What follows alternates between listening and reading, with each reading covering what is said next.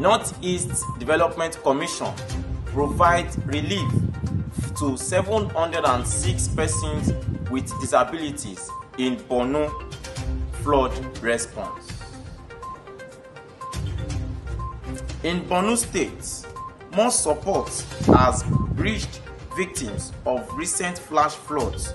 This time, over 700 persons with disabilities have benefited from relief items provided by the Northeast Development Commission.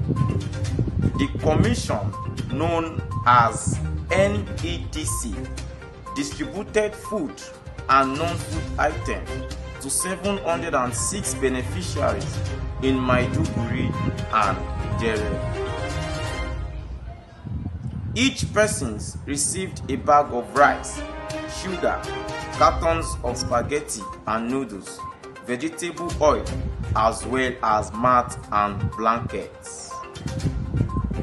State Coordinator Engineer Mohammed Umar said the intervention was approved by the Commission's Managing Director Alhaji Mohammed Goni Alkali to ease the hardship caused by the floods in communities like Bulumkutu, Ajilari Cross, Pompomari bypass and Zajeri.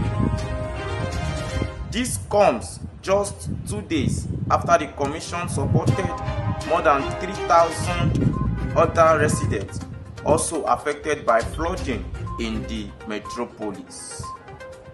Speaking on behalf of the beneficiaries, the state chairman of persons with disabilities, Malam Mohammed Abubakar, expressed gratitude.